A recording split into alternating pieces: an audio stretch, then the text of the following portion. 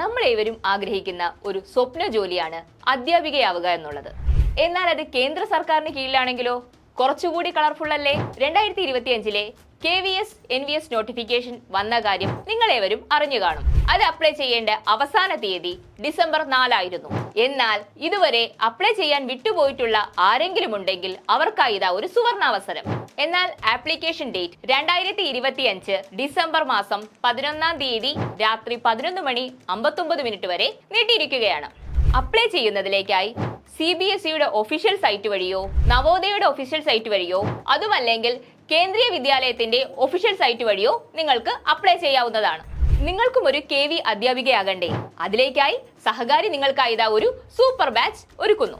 ഈ കോഴ്സിനെ കുറിച്ച് കൂടുതൽ വിവരങ്ങൾ അറിയുന്നതിലേക്കായും കോഴ്സിലേക്ക് ജോയിൻ ചെയ്യുന്നതിലേക്കും വേണ്ടിയിട്ട് താഴെ കാണുന്ന നമ്പറിലേക്ക് നിങ്ങളുടെ പേര്, ജില്ല, KVS NVS എന്ന കോഡോടുകൂടി വാട്സ്ആപ്പ് ചെയ്യുക.